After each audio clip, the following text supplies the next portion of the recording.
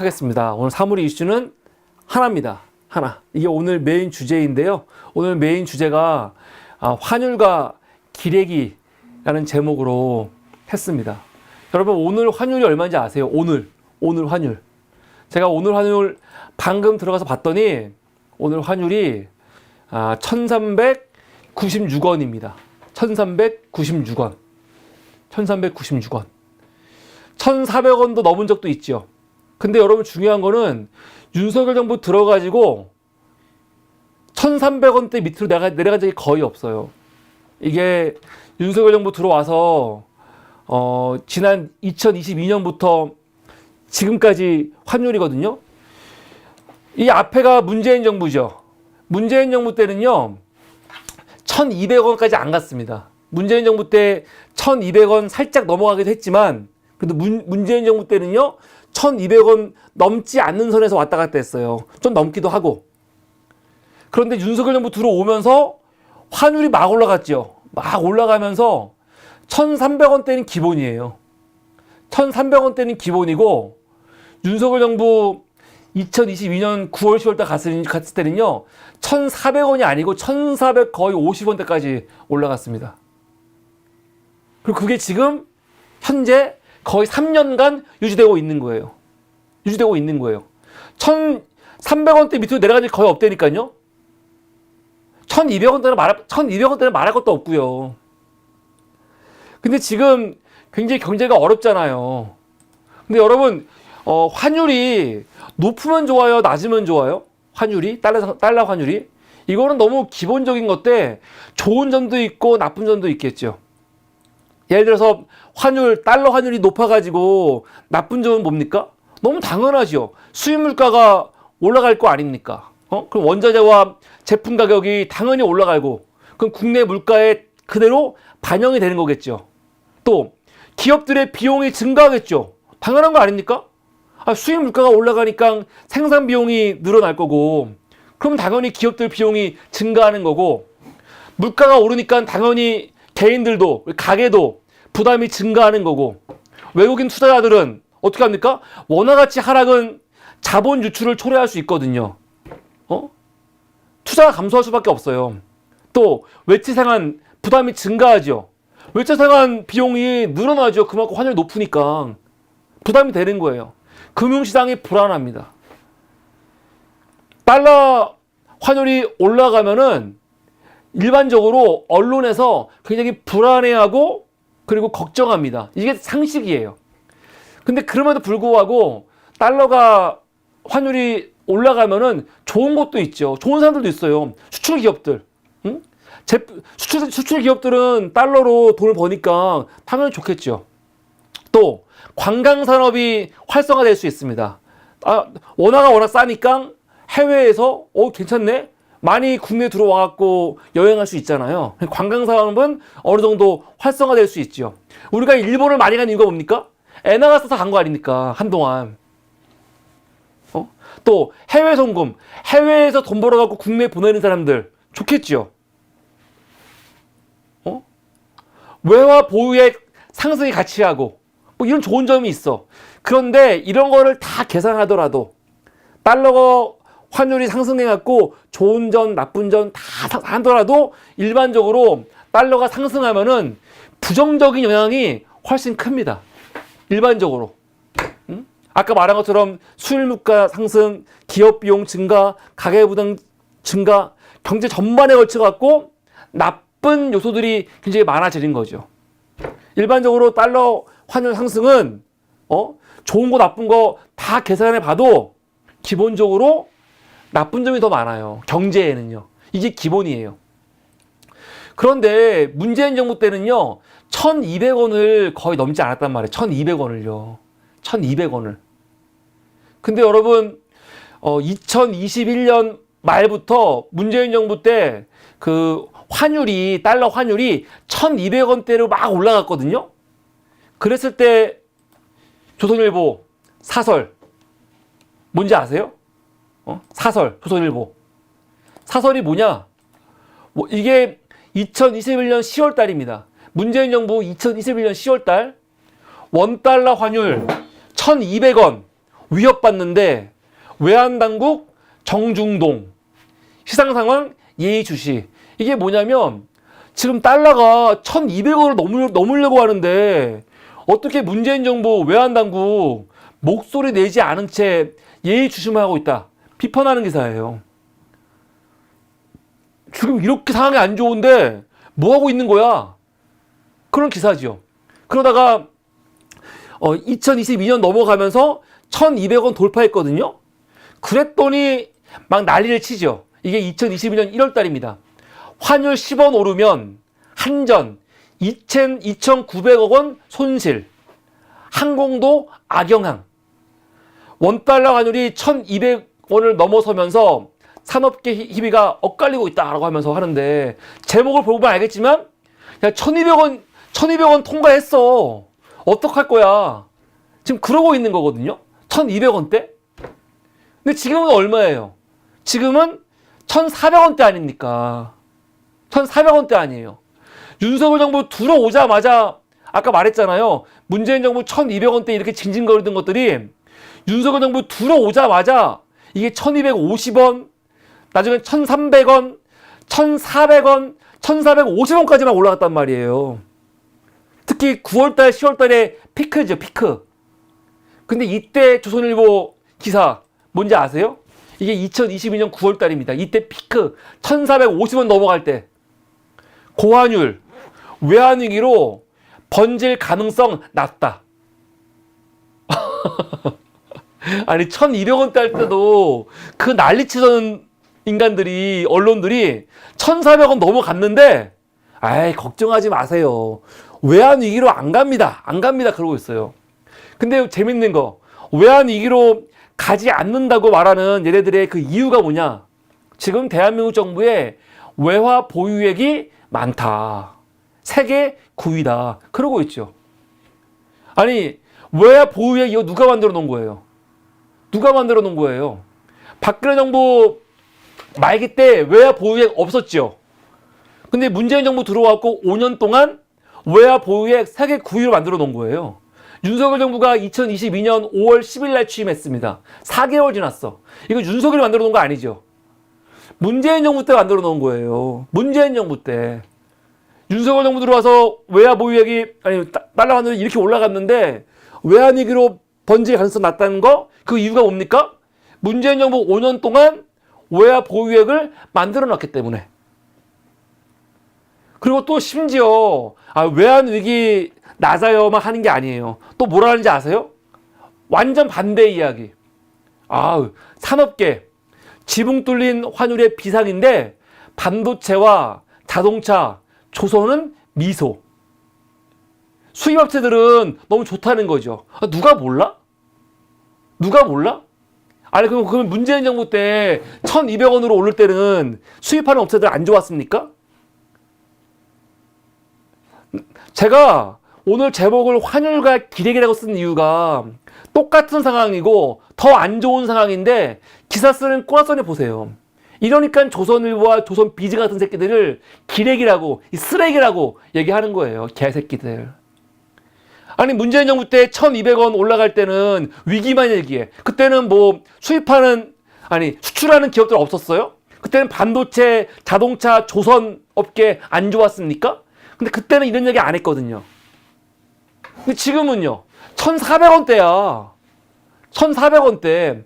2022년 9월 달은 지금보다 더 안 좋았어요. 1,450원대였어. 근데 그때도 뭐라고 쓰는 겁니까?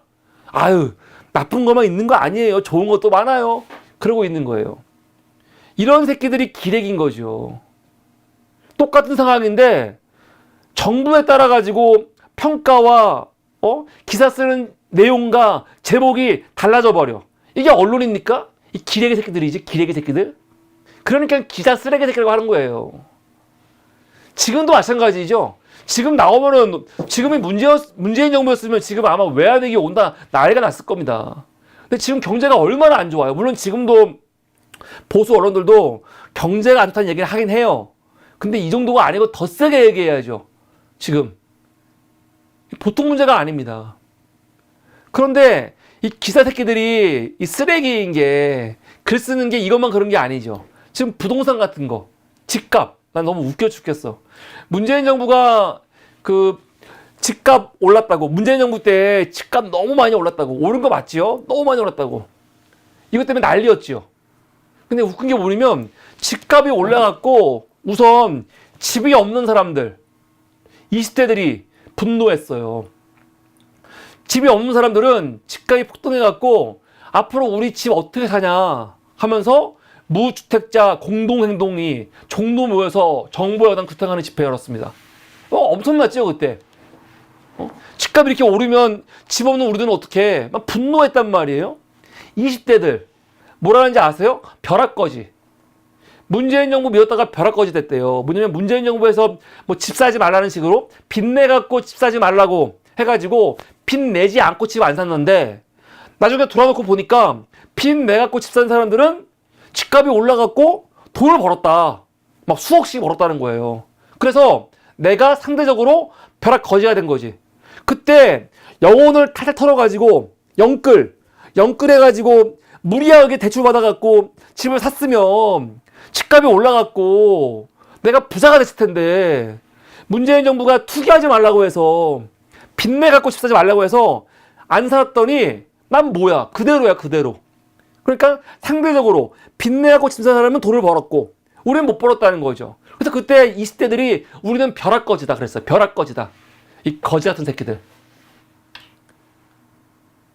이거는 집이 없는 사람들 20대가 했던 불만이었거든요. 그럼 반대로 나 웃긴 거 뭐냐면 그러면은 집값이 올랐으면은 집이 있는 사람들은 좋아야 될 거 아니에요.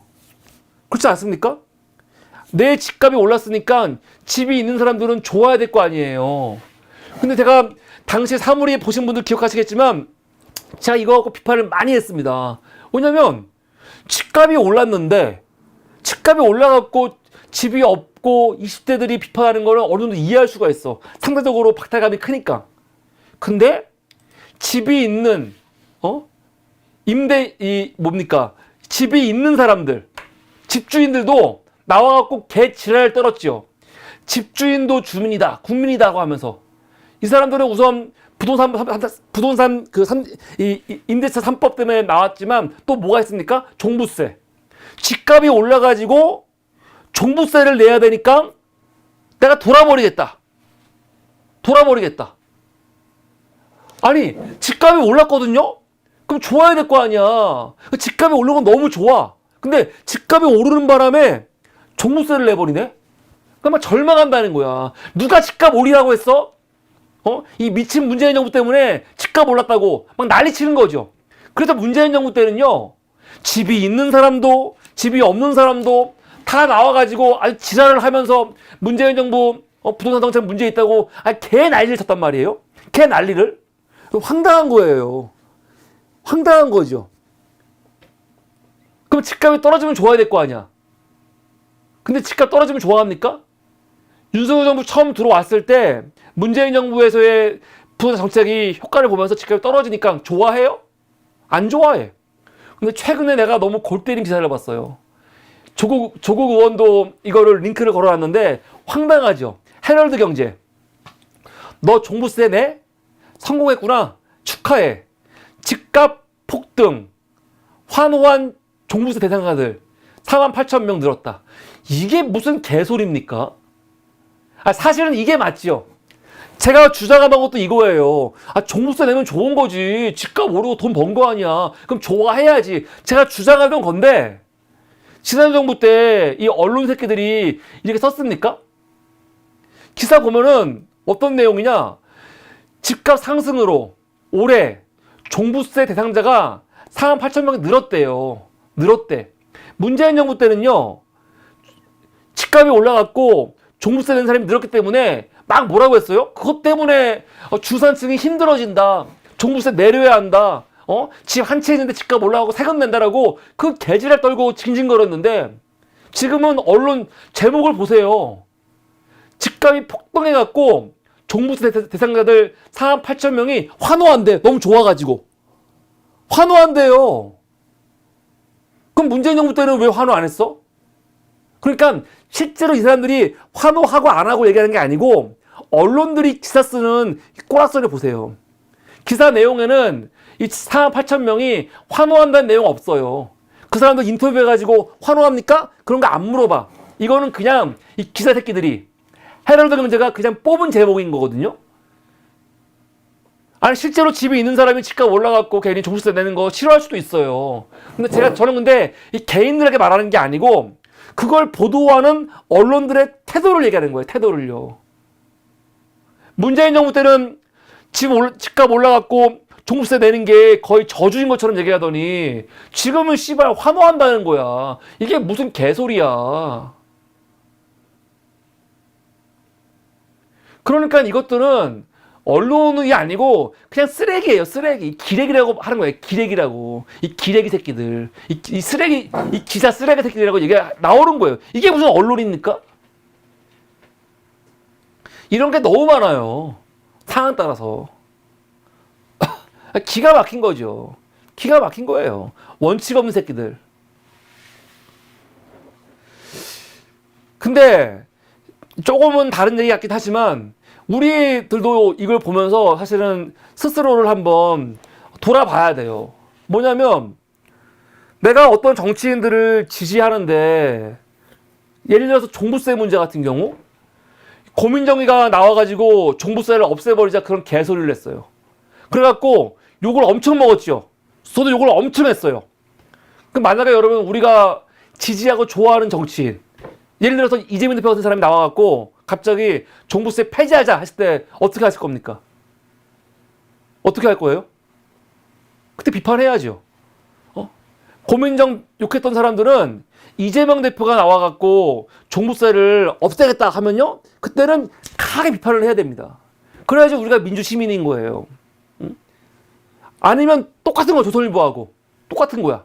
환율 오른다고 문재인 정부 때는 막 비판하더니 윤석열 정부 들어와서는 환율 오르니까 수출하는 기업들은 좋겠네요. 이렇게 하는 짓거리나 우리 지지자들이 어떤 정책에 있어갖고 민주당이 추구하는 가치가 있거든요. 서민 중심의 정책이라든가 가치가 있어. 종부세 우리는 원래 주장하던 사람들이란 말이에요. 과세 중요시 여기는 사람이야. 그래서 이거에 대해서 민주당 안에 의원들이 딴소리 할 때 막 분노했었는데 혹시 내가 너무 지지하고 좋아하는 정치인이 나와가지고 그 얘기 해버리잖아요? 그럼 갑자기 그냥 이해가 돼. 뭐 그런가 보네. 넘어가야지. 그러면 안 됩니다, 사실. 그러면 안 되는 거죠. 이게 국힘당 지지자와 민주당 지지자의 차이예요. 응? 국힘당 지지자는 원칙도 없고 뭐 그런 것도 없지만 우리는 원칙 있는 지지자거든. 그러니까 무슨 내가 지지하는 정치인을 정말 사상편처럼 그 사람이 뭘 얘기하던 그걸 따라가는 그게 아니고 그 사람들이 우리가 추구하던 가치 그거에 대해서 굉장히 타협적이고 우회전할 때는 비판적으로 말할 수 있어야 돼요. 저는 이재명 대표 최근 들어서 좀 걱정되는 게 몇 가지가 있어요. 지금 굉장히 우양우 오른쪽으로 막 돌아가고 있거든요. 그러지 않았으면 좋겠어요. 그 주변 사람들이 자꾸 그렇게 흔드는 것 같아. 이러면 안 됩니다. 지금 계속 금투세까지는 좋았어. 좋아. 저는 금투세도 폐지 반대하지만 금투세? 근데 이게 분위기가 막 종부세부터 시작해갖고 거의 모든 정책들을 조금씩 오른쪽으로 가고 있는 느낌이 들거든요. 그러면 안 됩니다. 그게 외연을 넓히지 않아요. 절대로. 그래서 좀 우려스러운 면이 있어가지고 그런 것들에 대해서 지지자들이 정확히 목소리를 낼 수 있어야 됩니다. 하여간 이게 중요한 게 아니고 오늘은 이 기자 새끼들의 이런 일관성 없는 태도를 비판하려고 첫 번째 이슈를 준비했습니다. 이게 오늘 첫 번째 이슈 기레기, 환율과 기레기. 이 환율을 대해서 기사 쓰는 이 조선일보 기레기 새끼들의 이 이중성. 조선일보만 그런 게 아니에요. 많은 언론이 다 그래 지금. 대표적으로 그냥 조선일보 거만 가져온 겁니다. 이게 오늘 첫 번째 이슈였습니다.